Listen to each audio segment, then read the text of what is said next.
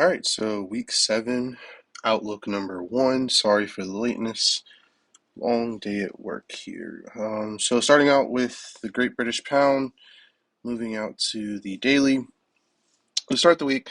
So we talked about it last week. We got our initial play based off the aggressive entry, the conservative entry we called out, and then we got a very strong move to the downside, called out 4-hour targets, and then we also called out our macro targets for this pair.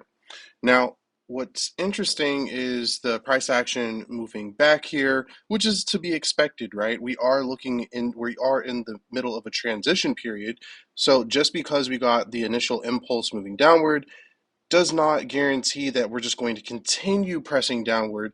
I did say this was going to be a low effort, high volume liquidity run, but there will be some sort of resistance to begin because we still are transitioning into this bearish run here, this bearish price action overall.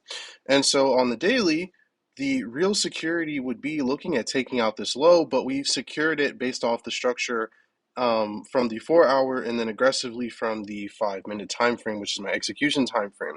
So moving back to the 4-hour time frame, looking at this pair, we are still, within reason that if we are looking at the impulses and pullbacks from essentially the price leg here, we essentially have a high, a low, a pullback, and then another high, a low, and now we've essentially generated a pullback here, and that pullback was initiated based off of the break of this high.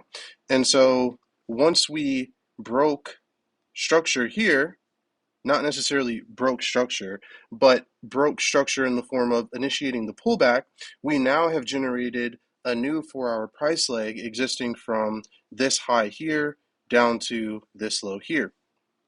All right, so I'm going to clear up some of this chart because a lot of this is getting a little messy. I don't like that. All right, so now this is what we have here. So not initially, but now our price leg looks like this. We have the impulse phase of the price leg, which was a part of the move that we had based off the 4-hour here. And so now we have a secondary opportunity to get up, or the secondary opportunity to get in on this trade to take something off of the balancing of price action here, the balancing of this price leg. And so it looks like price is already, pulled back into filling the price gap that was generated, or the area of interest that I would have looked at, which would be here. And it could be argued that this is the area of interest as well, but I mean, it looks really difficult to me to assess that.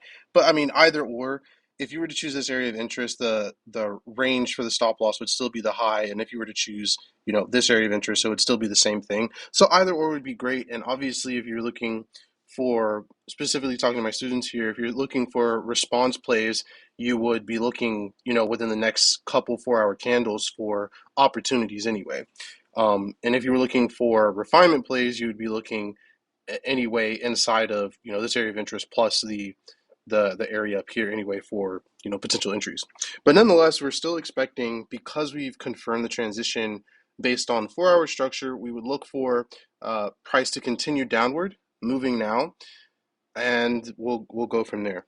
All right, so moving on to gold. Gold is still playing out. Not much to say, as we've already marked up that we were in the transition period, and now it seems that price is looking to pull back, and I've already marked out the area of interest that I'm looking for, based on mitigation of a previous area of interest that led to a break of structure, transitioning us from a bullish price run for a very bullish price run into a bullish range here. All right, moving on to the NASDAQ. The NASDAQ is playing games, but it's still holding true right now that I did talk about that if this ended up being a break of structure, we would continue to take out this low. Just because we had this fail to take out this low, this is unwillingness, does not necessarily mean that we won't take out this low. What it shows to me actually is that there is an attempt to move lower, but we need a little bit more fuel, which is what this pullback is, in order to drive lower. Because all of the liquidity on the discount side of this is completely wiped out, right? All of the bullish liquidity is gone now. And so I don't really see, especially if this doesn't hold. I mean, if this unwillingness holds, that'll be very interesting. But it also, I mean, I have to keep in mind that we still are in the bullish, macro bullish bias here. So if this unwillingness holds, it holds, but I don't see any liquidity based on how I see liquidity that would justify price stopping here. It could just be a random unwillingness point here, and that just happens sometime. It happens all the time.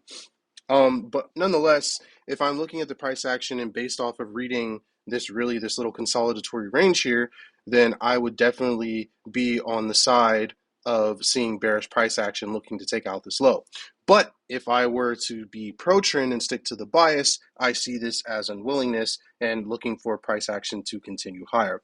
So with that being said, because I have high convictions for both, and understanding the principle is sticking to the pro trend, but high conviction based off of the mitigation and the balancing of this range, I'm going to sit on the sidelines for this, right? I'm going to wait for price to give its hand and give more clear, price action in order to frame up future trades.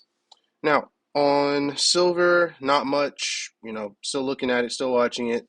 On the Dow Jones. Now, on the flip side, the Dow Jones actually did something and it proved me wrong. Not necessarily wrong in the fact that I, I was wrong for choosing which side to play, but I was wrong in trying to. I hallucinated in trying to find this specific price action point, and when I went back and reanalyzed this area, it really didn't make much sense.